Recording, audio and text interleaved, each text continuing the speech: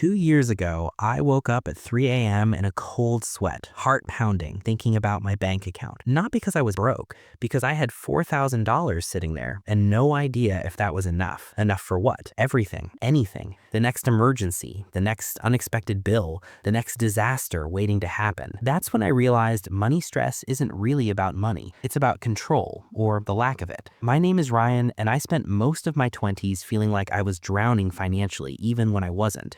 Making decent money, but somehow always stressed, always worried, always one surprise expense away from panic. The worst part? I couldn't even explain why. My bills were paid, my rent was covered. I wasn't living paycheck to paycheck, technically, but I felt like I was every single day. It seemed like walking a tightrope. One gust of wind and everything falls apart. Then I figured something out. Money stress doesn't come from not having enough money. It comes from not having a system, from not knowing what to do in what order. Because when you don't have a plan, every financial decision feels urgent. Every choice feels critical. Every dollar feels like it could be the difference between okay and disaster. That's exhausting. That's what keeps you up at 3 a.m. So I built a system, 5 things in a specific order. Not random advice, not do everything at once, a sequence, a path from chaos to calm. And when I followed it, the 3 a.m. panic attacks stopped. The constant worry disappeared. The money stress just ended. Not because I got rich, because I got clear. Let me show you what changed everything. Step 1, know your baseline number. First thing you need to do before anything else is figure out your baseline number. Not your income, not your savings goal, your baseline. What's the absolute minimum you need to survive for 1 month? Rent, food, utilities, minimum debt payments, nothing else. If everything went wrong tomorrow and you had to strip life down to bare essentials, what's that number? When I first did this calculation, I thought it would be around $3,000. It turned out to be $1,847. That gap, that $1,153 difference, that's where the stress was living. Because in my head, I needed way more than I actually needed. I was worried about covering expenses that weren't even real. Your baseline number isn't about living that way forever. It's about knowing your floor, knowing the absolute worst case scenario you can survive. Because once you know that number, every dollar above it becomes breathing room instead of anxiety. I had a friend, Sarah, who was making $75,000 a year, but constantly stressed about money. Constantly. She couldn't enjoy anything because she was always worried she couldn't afford it. I asked her what her baseline was. She had no idea. She'd never calculated it. We sat down, did the math. Her baseline was $2,200. She was bringing home about $4,500 a month after taxes. That meant she had $2,300 of flex space every month. Over $2,000 that wasn't spoken for. But she didn't realize this because she'd never done the math. Once she saw it on paper, the stress started to lift. Not completely, but the foundation shifted because she realized she wasn't as close to the edge as she thought. Most people live in this fog of financial anxiety without ever knowing their actual numbers. They worry constantly because they don't know what's real and what's imagined. So calculate your baseline. Rent plus minimum food plus utilities plus minimum debt payments. That's your floor. Everything else is space to breathe. Write it down. Put it somewhere you can see it. Remind yourself, if everything goes wrong, I need X. I currently have Y. I'm X dollars away from disaster, not zero. That clarity alone will cut your stress in half. Step 2, build your $1,000 buffer first. Once you know your baseline, next step is straightforward. Get $1,000 in the bank that you don't touch. Not $5,000, not $10,000, just $1,000. This isn't your emergency fund.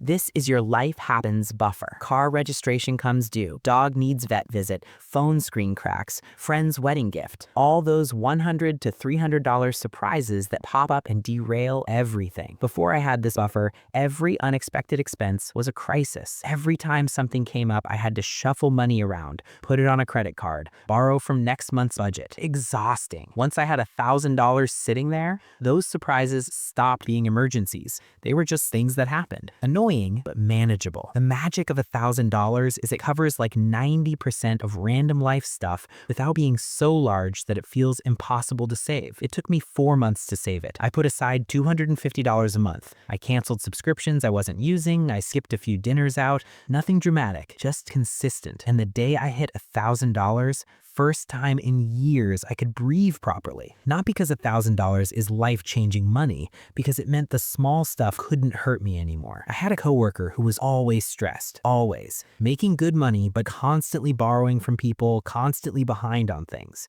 I told him about the $1,000 buffer concept. He was skeptical. What's $1,000 gonna do? He tried it anyway. It took him 6 months to save it, but once he had it, he came into work one day and said, "Man, my car needed new tires. Normally I'd be freaking out, putting it on credit cards, whatever. This time I just paid for it from my buffer, and it was fine." That's the shift. When you have a buffer, life's friction costs stop causing damage. So save $1,000. Before you pay extra on debt, before you invest, before you do anything else, get $1,000 in an account you don't touch except for actual surprises. It's the foundation of financial peace. Step 3, automate everything that can be automated. Third thing, and this is huge, automate every single bill and payment you can. Rent, utilities, phone, internet, subscriptions, credit card minimums, student loans, everything. Set it all on auto pay. Set it and forget it. This sounds obvious, but most people don't do it. They manually pay bills because it gives the impression of control,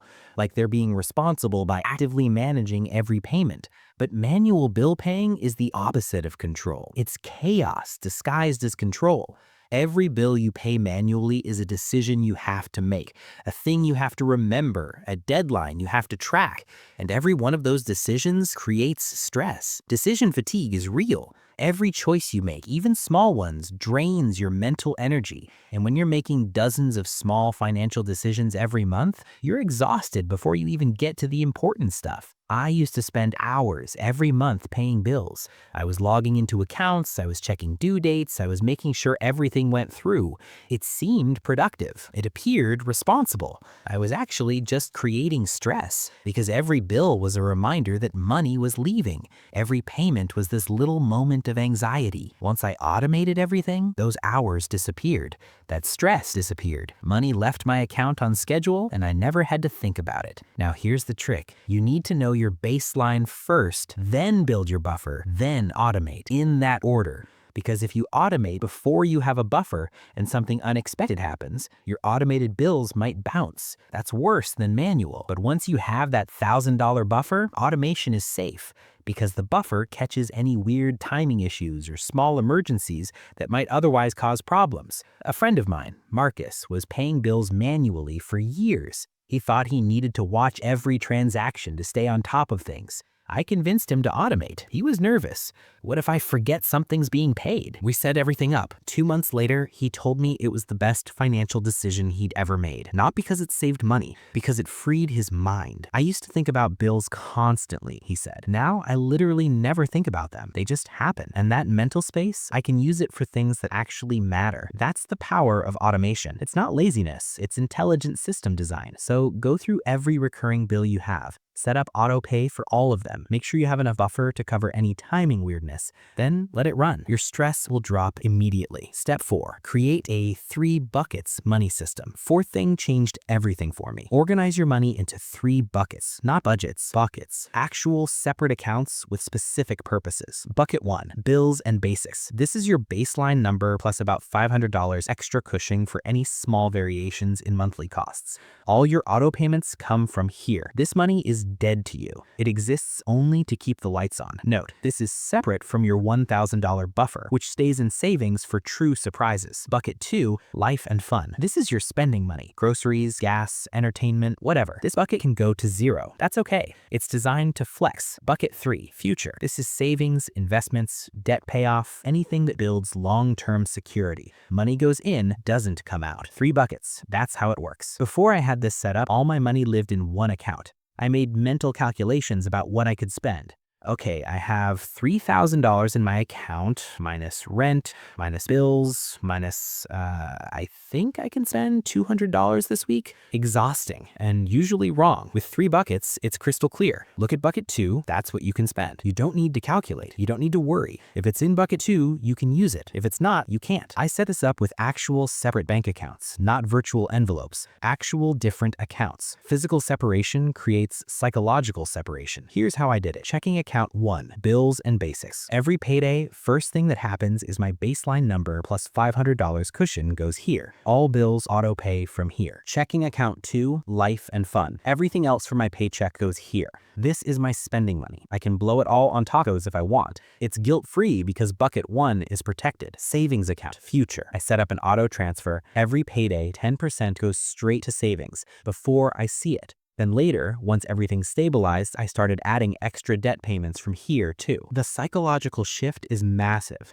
When all your money is in one place, every purchase appears to compete with every other priority. Bills versus fun versus future. Everything's at war. With 3 buckets, the war is over. Each dollar has a job. Each bucket has a purpose. No more mental math, no more guilt, no more stress about whether you can afford something. A lot of financial stress comes from not knowing if you're allowed to enjoy money. 3 buckets solves that. If it's in bucket 2, enjoy it. That's literally what it's for. This system also makes it obvious when you're overspending. Bucket 2 runs out, that's your signal. Not a crisis, just information. Adjust for next time. It took me 1 weekend to set this up. I opened 2 new checking accounts and a savings account. I set up auto transfers from my paycheck. I never looked back. So create your 3 buckets: bills, life, future. Separate accounts, auto transfers on payday. Let the system run. You'll stop stressing about money because you'll always know exactly what's happening. Step 5, track 1 number weekly. Last thing, and this is what keeps the whole system working.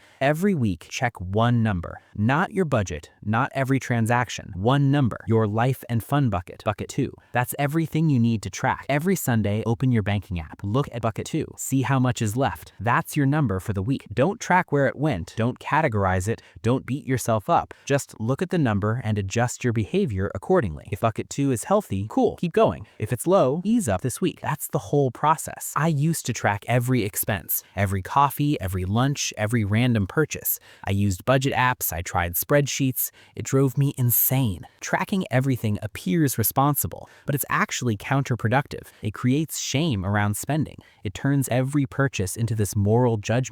Should I have bought that? Did I need it? Am I bad with money? That shame creates more stress than the spending itself. Checking 1 number weekly is different. It's not about judgment, it's about information. Here's where I'm at, here's what I've got left. Cool. No emotion, just data. And once a week is the perfect frequency. Check more often, you obsess. Check less often, you lose track and overspend. Every Sunday became my money check-in. Takes 30 seconds. Open app, look at bucket 2, close app, move on. If the number is higher than expected, great. If it's lower, I know I need to chill this week. Straightforward. This also makes it impossible to be surprised. No more end-of-month shocks where you realize you overspent. You see it coming every week. You adjust in real time. My sister struggled with this for years. She'd track everything obsessively, then burn out and not track anything for months, then panic when money was tight. I showed her the 1 number system. Check bucket 2 on Sundays. That's everything you need. She called me after a month. This is remarkably effective and it's working. I actually know where I'm at all the time without feeling stressed about it. That's the magic. Awareness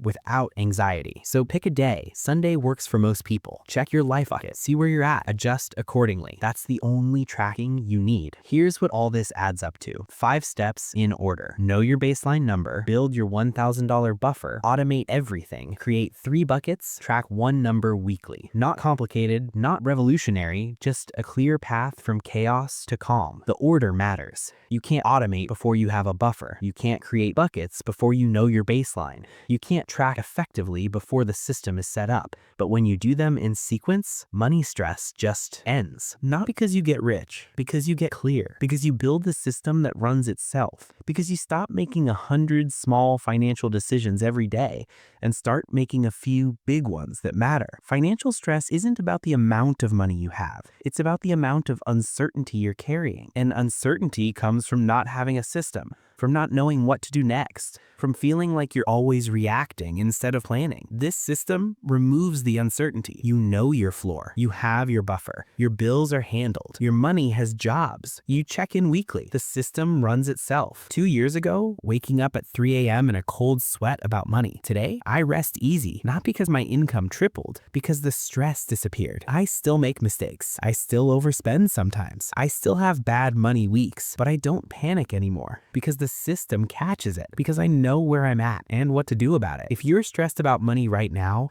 feeling like you're barely holding it together, even though you're doing everything right. This is for you. You don't need more money. You need more clarity. Start with step 1. Calculate your baseline. Just do that. Write it down. Look at it. See how far you actually are from the edge. Then build your buffer. Then automate. Then create your buckets. Then track your number. One step at a time. In order. No shortcuts. It takes maybe 3 to 6 months to get a whole system running smoothly, but once it's running, it runs forever. And the stress, it just goes away. Not all at once, gradually, week by week, month by month, until one day you realize you haven't worried about money in weeks, haven't woken up anxious, haven't checked your account compulsively. You're just okay, calm, in control. That's what this system does. That's what changed everything for me, and it'll change everything for you too.